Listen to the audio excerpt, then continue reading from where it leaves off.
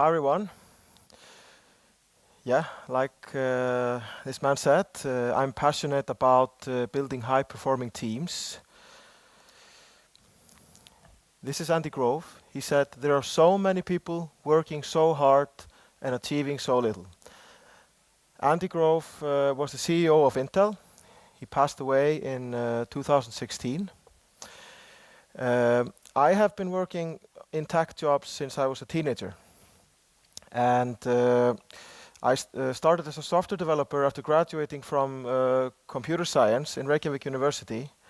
And I wondered a similar thing myself when after a few days or weeks of working in software development. Why is there so little big picture? Why isn't there common understanding? Why is everything so disorganized?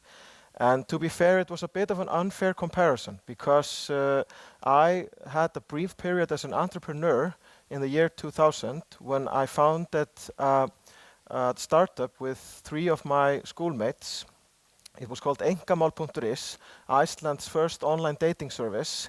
It was awesome working with these guys.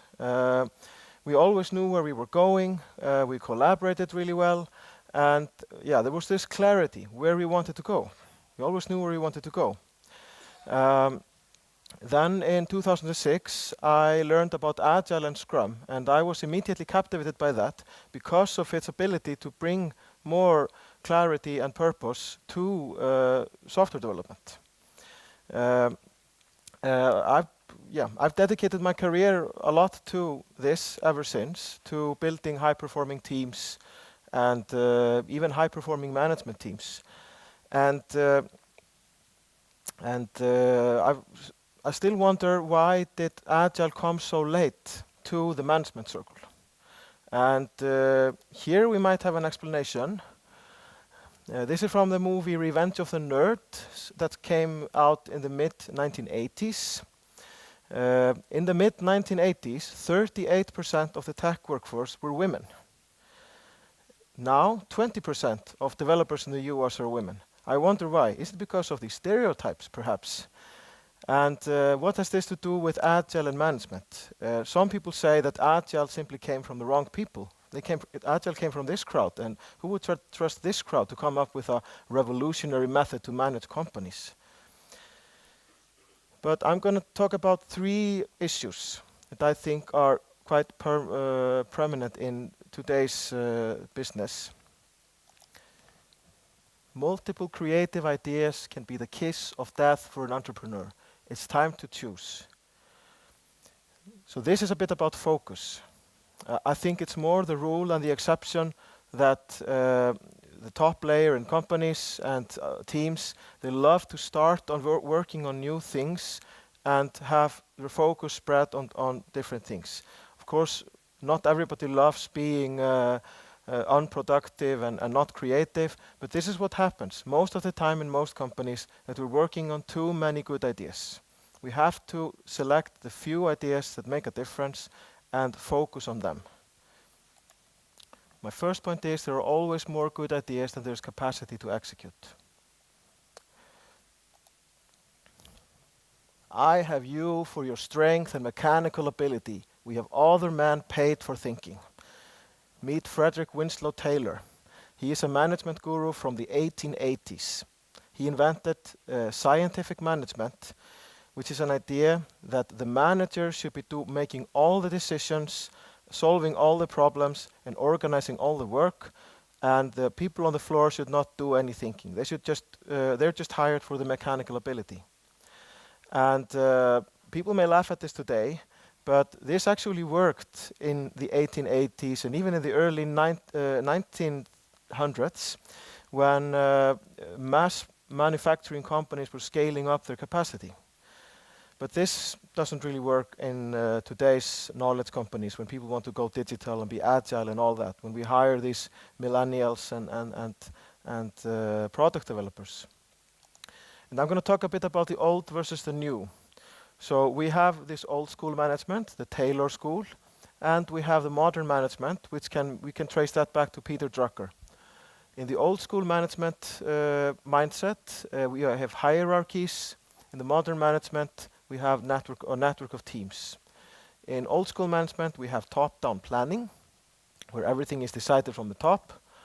In modern management, we have teams that are empowered to make their own decisions. Old school management, everything is task-driven. Tasks are delegated down to the floor. Modern management, things are outcome-driven. We are actually thinking about what business outcomes we are aiming towards. In old school management, we have secrecy versus transparency. We have autocratic decision-making, not involving people in important decisions. We have democratic decision-making in modern companies. And then we have external rewards versus intrinsic motivation, like mentioned in the previous presentation, autonomy, mastery, and purpose.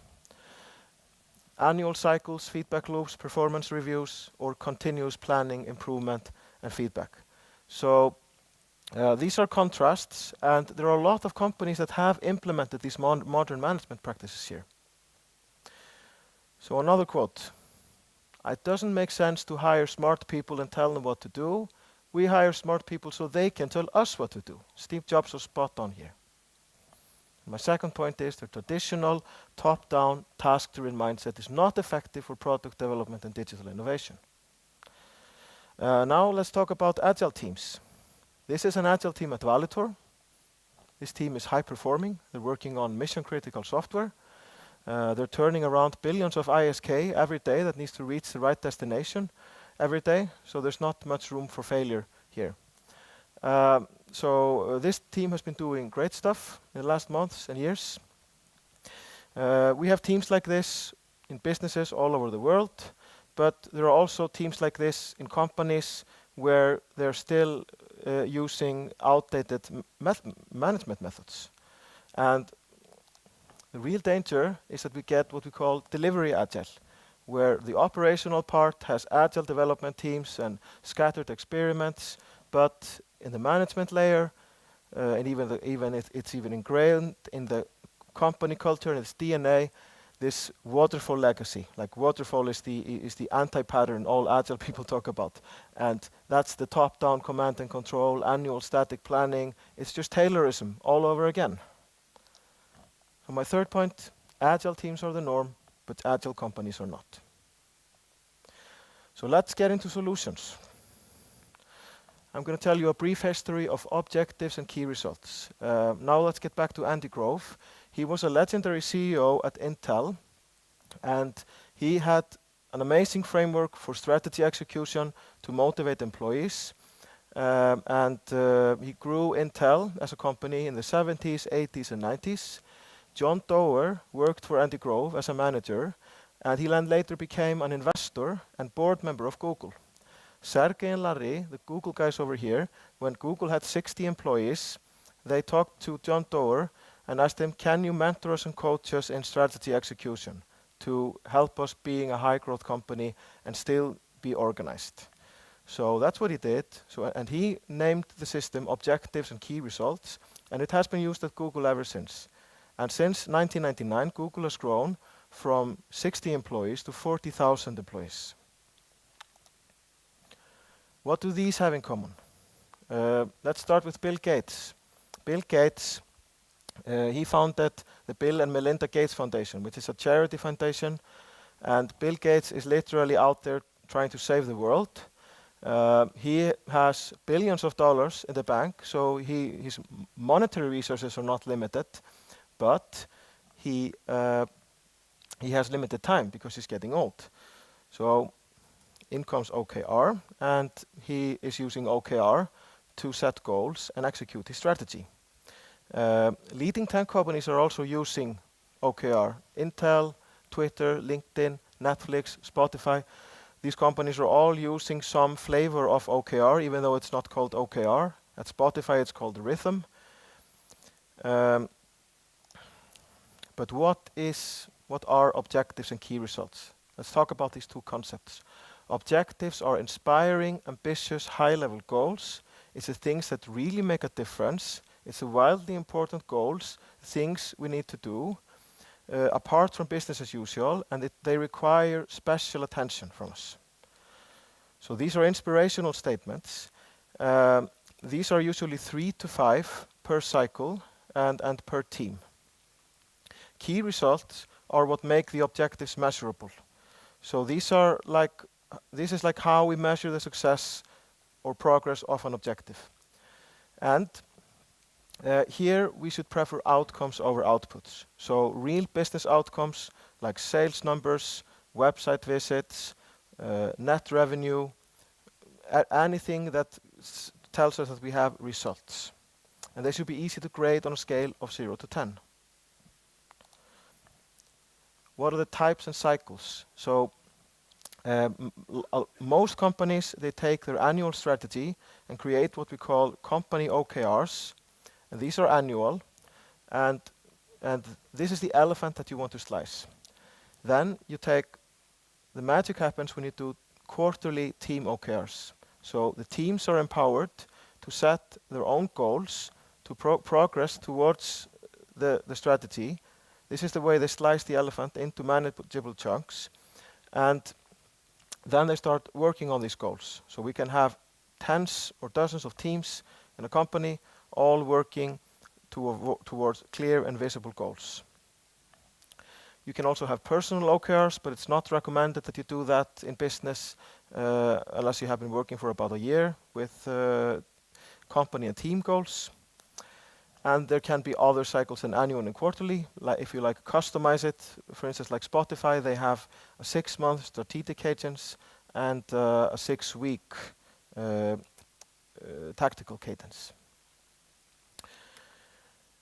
Let's talk a bit about outcomes versus outputs. How do you manage for results rather than activity? So it's really our natural inclination to think in tasks, to think in to-dos. OKRs are not a to-do list. OKRs are the outcomes that we are aiming for. So to highlight the differences, an output can be to drill 12 holes. The outcome is a picture on the wall, or a piece of furniture, or a whiteboard, or whatever. An output or activity is to operate on a patient. An outcome is to save the patient's life.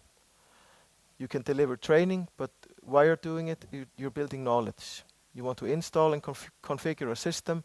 The reason why you do it is because you want a live system with active users. You also might want to optimize web pages for search engines.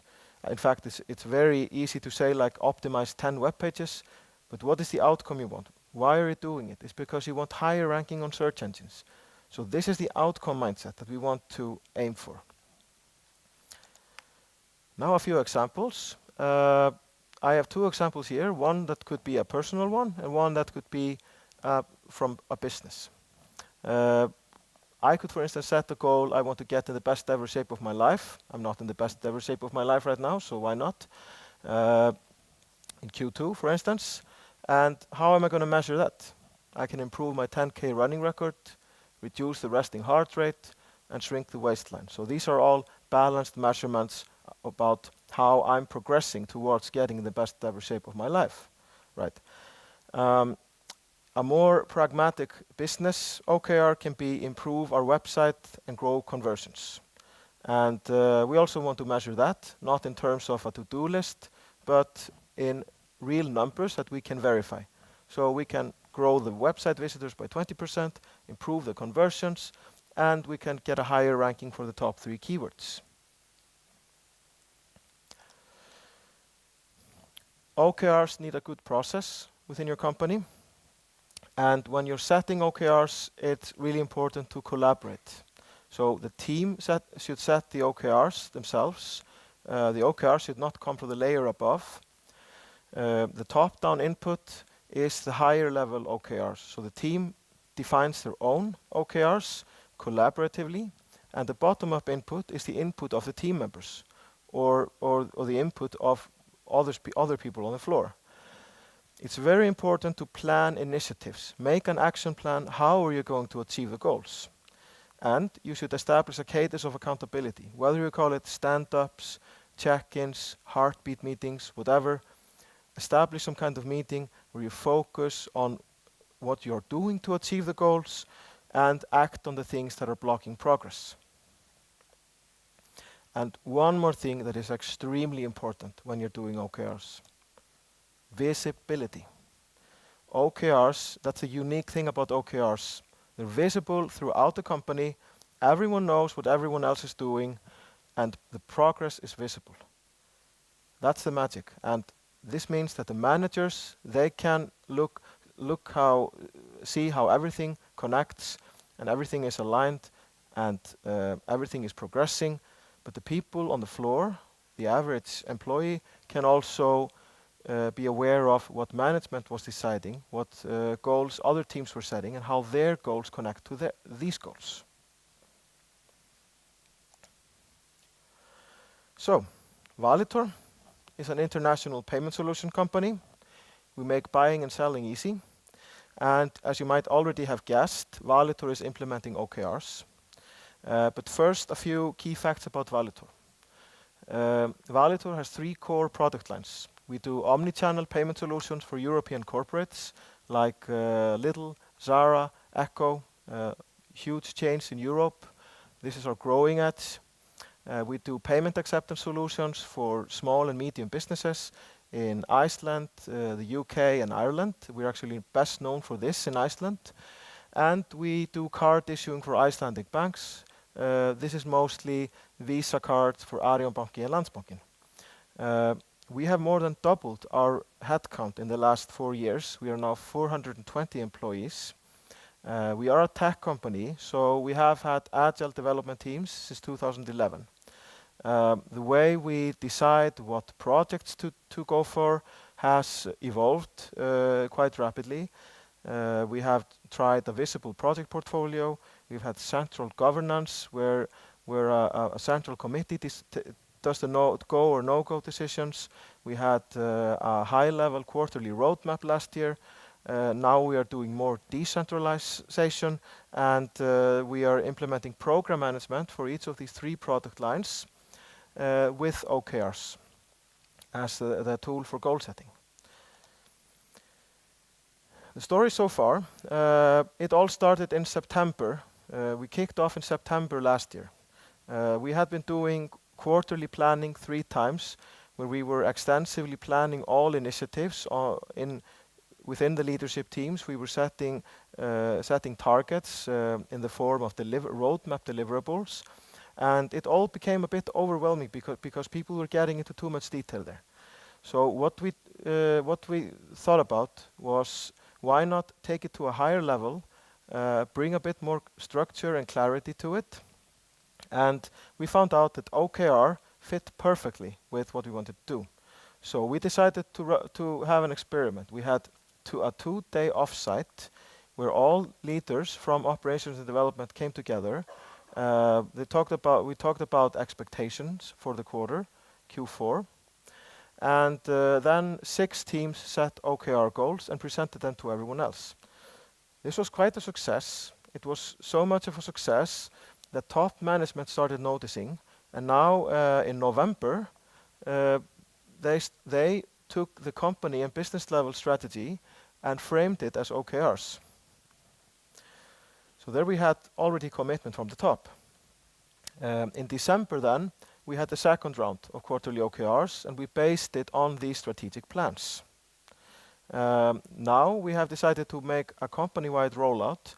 So in January, last month, we had started manager and user training, and we started working on a blueprint, which is kind of shows how Valitor does OKRs. The rollout plan looks like this.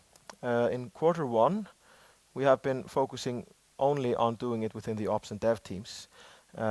Next quarter, we will introduce OKR to our core business teams. Only 2 of these 11 teams are in Iceland, and these teams are doing customer-facing activities, sales, customer cares, implementations, and so on. In Q3, we will roll out to the remaining teams. That means like 12 to 15 new teams in supporting functions like finance, human resources, risk management, infrastructure, and so on. And in Q4, we are planning on exploring personal OKRs and fully integrating OKRs into our annual strategic planning. But our main objective for this year is to roll out quarterly OKRs to all teams within Valitor, so all of the teams have clear goals. Now, you can expect OKRs to be a learning experience. We've certainly had our learnings. And the experts say that you should not expect to reap any huge benefits from doing OKRs until after a year. Our journey so far has been 5 months, so since September 2018. But I'm going to share a few challenges and learning with you. So what have we already learned since we started? So you don't have to make the same mistakes when you do your OKRs. The first thing is that there was a bit of a confusion. People started asking, is OKR the new roadmap? And people were actually taking the outputs in the roadmap and trying to fit it into key results or objectives or things like that. That can work to some extent, but the bottom line here is that you have to practice the outcome-based mentality. And you still need a roadmap, even though you have OKRs. You can have OKRs, but the OKRs are then the main influence for the roadmap. The second learning is about setting and forgetting. It's like New Year's resolutions. So if you just do the goal setting phase, you just set the goals, you are not getting any benefit from OKRs. You need to plan initiatives, you need to track, you need to do the check-ins. It's just as important as setting the goals. The third learning is about having too many OKRs per person. And this can especially happen for managers. So if let's say you're managing a department of 30 people, the department has 30 OKRs, then you are on another management team, and that management team sets 5 OKRs. This way you just get too many objectives and you get this focus shifting and you spread yourself too thin, just like we talked about earlier here. So the recommendation is that managers should have only one set of OKRs, which are the team OKRs they own. The final point is about jumping the gun. All the experts, and I also recommend that you start at the top. Start introducing OKRs to the senior management team. They should be setting top-level company OKRs, setting an example to the rest of the company, how you can set clear and visible goals and measurable, and then you can roll it out to the rest of the organization.